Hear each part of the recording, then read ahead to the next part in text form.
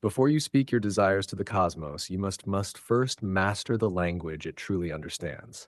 The universe responds not to your words, but to the vibration of your being. Before you ask for anything, observe what moves within you. Because the universe doesn't hear your words, it hears your state. You can utter 1,000 beautiful words, say long prayers, repeat affirmations for hours. But if doubt, fear, or lack vibrates within you, that is what the universe responds to. Life doesn't reward you for effort, but for the frequency you are able to sustain without hesitation. That's why so many ask and few receive. Not because the universe ignores them, but because as they are asking from the wrong place, the place of lack. Close your eyes. Imagine for a moment that everything you desire already exists, and that the universe is merely an infinite mirror awaiting your command. The question isn't, how do I ask? But from where do I ask? When you ask from fear, you create more fear. When you ask from doubt, you prolong the wait. But when you ask from the consciousness of it already is, the universe bows. It doesn't argue with you. It doesn't negotiate. It doesn't doubt. It merely reflects your inner state just as a shadow obeys the form that casts it. Therefore, asking correctly isn't the art of supplication. It's an act of remembrance. You are not begging for something distant. You are remembering the power that has always been yours. The true creator doesn't ask like one who begs, but like one who declares. They speak, and it is done. They don't wait to see in order to believe. They believe, and then they see. This is the secret language of the universe, a language that doesn't understand please, but recognizes so it is. Most people spend their lives asking the universe as if it were a higher authority to be convinced, when in truth it is an extension of one's own consciousness. What you call God outside is merely the I am within you awaiting your command. When you understand this, your way of asking changes completely. You no longer ask in desperation, but in certainty. You no longer ask by looking at what is lacking, but by affirming what already is. And it is about this that I want to guide you now, about the true way of asking, the one that makes the universe respond inevitably, not because it hears you, but because it feels you. Below, I reveal 4 sacred methods for asking the universe correctly so that everything you desire aligns with your vibration and returns to you as an inevitable reflection of your awakened consciousness. 1. Ask from the end. When you ask the universe for something, you almost always do so from halfway there. You ask by desiring the process, waiting for a sign, watching the time, and trying to control the how. But the universe doesn't respond to the middle, it responds to the end. The true request is born when you internally assume that what you desire is already fulfilled. Most people imagine the journey, the effort, the circumstances, and with that, they keep alive the distance between what is and what will be. But when you shift your focus and begin to feel the reality as completed, your vibration changes completely. The invisible field doesn't understand I want, I need, or maybe. It only understands the state of it already is. That's why so many spend years waiting for something to change because they continue to live as if the change was still in the future, when the future is merely a reflection of the present moment that is sustained now. Imagine you're standing before a mirror. If you want to see a smile reflected, you cannot wait for the mirror to smile first. You need to smile, and the reflection obeys. Creation works exactly like this. The universe is the mirror of your consciousness. It has no will of its own. It merely reproduces the state you assume with conviction. If you live in the vibration of waiting, you will see more waiting. If you assume the vibration of one who already has, the universe has no choice but to reflect possession, abundance, fulfillment. This is the key. Asking is not supplicating, it is embodying. It is to assume within you the feeling of a fulfilled ending, like someone reading the last chapter of a book, knowing that everything ended well. When you understand this, you stop begging for results and begin to command reality. It's not about arrogance, but about recognition. You and the universe are one body of consciousness. What you affirm within is law in the unseen. Therefore, don't say, I want to be healthy, for you are declaring that you are not yet. Say in a serene and convicted voice, I am healthy. Don't say, I want to prosper, but it is wonderful to live in the abundance that surrounds me. These words are not simple phrases. They are vibrational decrees. Every declaration sustained by feeling creates a new line of reality. And when you hold that line firm, the visible world is forced to adjust. But be aware, it's not enough to repeat phrases mechanically. What moves the universe is the feeling that underpins the words. When you say, I am prosperous, but within you, fear of scarcity vibrates. Fear is the true request, and it is that which will be answered. Therefore, the secret lies in making the feeling real before the result manifests. Walk as one who already has. Give thanks as one who has already received. Act as one who has already won. It is this coherence that shapes the unseen and transforms the impossible into the inevitable. When you ask from the end, you stop chasing and begin to attract. The energy of the completed end creates an atmosphere of tranquility, a faith that needs no proof. Everything begins to flow effortlessly because your vibration has ceased to be a search and has become an affirmation. And when your consciousness rests in, it is done, the universe conspires in silence, rearranging forms, people, and circumstances until the unseen becomes visible. It is at that instant that you discover you never needed to convince the universe of anything, only to convince yourself that you already were. 2. Feel before seeing. To feel before seeing is the point where a request ceases to be a desire and transforms into conscious creation. The human mind has been taught to believe only what the eyes confirm, but the creative spirit acts in reverse. It feels first and the world adjusts afterwards. Everything that exists, every achievement, every relationship, every miracle began as a sustained feeling before there was proof. You don't need evidence to feel. You need to feel for the evidence to appear. This is where most people err. They ask for the new while continuing to vibrate at the old frequency. They speak of abundance with a heart clinging to lack. They speak of love while feeling rejected. They speak of healing but still believe in pain. And the universe, faithful to the law, merely confirms the vibration that dominates your interior. When you learn to feel before seeing, you understand that power lies not in observing the world, but in projecting it. Every emotion is a seed. When you feel something with intensity and conviction, the invisible field begins to reorganize itself to reflect that vibration. If you feel grateful for something that has not yet manifested, you create an energetic bridge between the unseen and the seen. This anticipatory gratitude is the clearest sign of faith, and faith is the secret language of creation. It tells the universe, I have already received, and the universe responds, so be it.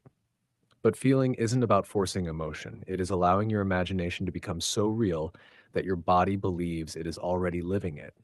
Therefore, close your eyes and enter the completed scene, not as a spectator, but as a participant. If you desire prosperity, feel the weight of the bills in your hands, the new scent of the space you've purchased, the peaceful laughter of one who no longer fears tomorrow. If you desire love, feel the embrace, the calm, the home that welcomes you. It is not fantasy, it is vibrational rehearsal. The universe doesn't distinguish imagination from reality. It merely responds to the coherence of your feeling. The secret is to sustain this emotion even when nothing seems to be happening, because the interval between the unseen and the seen is merely the time needed for the world to align with your frequency. Impatience is the rupture of faith. Each time you doubt, you restart the process. But when you remain in the feeling of fulfillment without haste, without resistance, creation flows like a seed germinating in silence. Remember, feeling is the true request. Words can lie, but vibration never lies. And the universe only responds to vibration. Therefore, the question isn't what do I want, but how do I feel now? Everything you feel in the present is a command for the future. If you want to see what doesn't yet exist, begin to feel it until it becomes more real than appearances. When the feeling is constant, reality has no choice. The physical world bows and the unseen becomes flesh. This is how the unseen begins to obey the silent touch of your awakened emotion. 3. Ask in silence. Asking in silence is one of the most powerful gestures an awakened being can perform. Most believe that strength lies in words, in repetitions, in affirmations spoken aloud. But the universe is not moved by sound, it is moved by the certainty that vibrates behind it. Silence is the language of mature faith, of the soul that already knows it has been heard. When you understand this, you stop supplicating and begin to decree. You stop speaking to convince and begin to emanate to create. The true request is born from a serene heart, not an anxious mind. Many believe they need to repeat their intentions every day, as if the universe were deaf or distracted. But each repetition, when done with doubt, is a reminder of absence. You don't plant a seed and unearth it daily to check if it's growing. You do it once, and you trust the invisible process occurring in the soil. So it is with requests to the universe. Plant the intention and be silent. Silence is proof that you trust, and trust is the fertile soil where everything flourishes. There is an unbreakable strength in one who asks only once with clarity and conviction. Such a being doesn't beg, doesn't watch the time, doesn't demand signs. They know that the decree has been made and that the unseen has already begun to move. The human mind calls this waiting. The spirit calls it resting in faith. Because when the decree is true, the universe begins to act silently, rearranging circumstances, synchronizing encounters, opening pathways. Everything happens effortlessly because effort is replaced by conviction. But silence isn't an absence of action, it is the presence of knowing. It is the space where vibration becomes so pure that no noise can interrupt the flow. When you are in inner silence, there is no contradiction. There is no struggle between what you say and what you feel. You become whole, and the universe only responds to that which is whole. Words can lie, but vibration never lies. Silence is therefore the most honest request you can make. Learn to quiet the doubting mind and listen to the field that responds. When doubt arises, don't fight it. Observe it. Breathe and return to the state of certainty. Silence is not an absence of sound. It is a presence of trust. It tells the universe it is done. And that phrase, even unspoken, echoes in all dimensions. It is at that instant that you realize it was never necessary to shout to be heard because the universe dwells within you. When your consciousness declares something, the whole listens. And when the whole listens, the impossible bows. So ask once and then be silent. Let the invisible field fulfill the decree that has already been made. One who speaks too much demonstrates doubt. One who is silent reveals power. The universe doesn't need reminders, it needs coherence. And when your vibration remains stable without hesitation, the request transforms into destiny. Silence is the seal of faith, the space where creation is already in course. 4. Act as if you have already received. Acting as one who has already received is the bridge between the unseen and the seen. It is the point where faith transforms into form, where inner vibration finds concrete expression in the physical world. It's not enough to imagine, declare, or feel. One must live in coherence with the state you have chosen. Action is the testimony of belief. If you say, I am prosperous, but live reacting to the fear of lack, the universe perceives the contradiction. If you affirm, I am loved, but treat yourself with indifference or distrust, the vibration breaks. Creation doesn't respond to what you ask with words, but to what you confirm with behavior.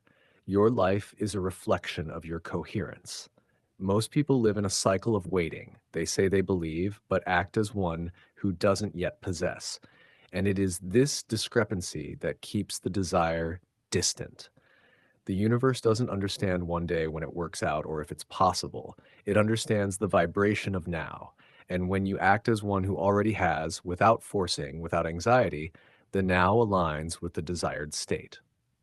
You begin to emit the frequency of possession, and the invisible field responds like an inevitable echo. True faith isn't expectation, it is posture. Acting as one who has already received doesn't mean spending what you don't have or faking a reality. It means choosing every gesture, every word, every decision from the consciousness that you already are what you desire. If you want prosperity, act with generosity, not with fear. Scarcity never creates abundance. If you want love, speak with tenderness, walk with lightness, offer what you expect to receive. The universe is a living mirror. It returns the image you project.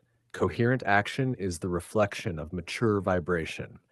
And when this coherence takes root, something silently changes within you.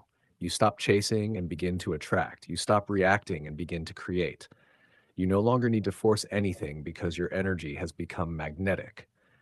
Opportunities begin to arise. The right people appear and time seems to bend in your favor. This happens because your vibration has stopped oscillating between having and not having. You are whole in the state of it already is, and the universe can only reflect that which is stable. Every gesture is a silent decree. When you do something in harmony with the desired state, the world bows to that movement. That's why faith without works is dead. Without coherent action, desire remains a dream. But when thought, feeling, and action vibrate in the same direction, the unseen doesn't resist, it materializes. So stop waiting for a sign to start living. The sign is your own behavior. Act now as one who has already received. Speak as one who already is. Give thanks as one who already possesses. The universe doesn't need to be convinced, only mirrored. And when you live this way, each day becomes a confirmation of your faith. And what was once distant becomes inevitable because reality always bows before one who lives as if the miracle has already happened. Now you understand that asking correctly is not an act of need, but of power. The universe is not a judge that decides if you are worthy. It is a perfect mirror that reflects what you sustain within you. Every reality begins with an inner state. Everything you see, everything you call life is merely the material reflection of what you have silently affirmed in your consciousness. Therefore, the true request doesn't happen outside, it happens within. It is a silent decree, a firm decision to inhabit the state of fulfillment. The universe does not resist conviction, it bows to it inevitably. When you ask from fear, you create resistance. When you ask from doubt, you generate delay. But when you ask from love, certainty, and completeness, creation becomes immediate. The secret was never to convince the universe.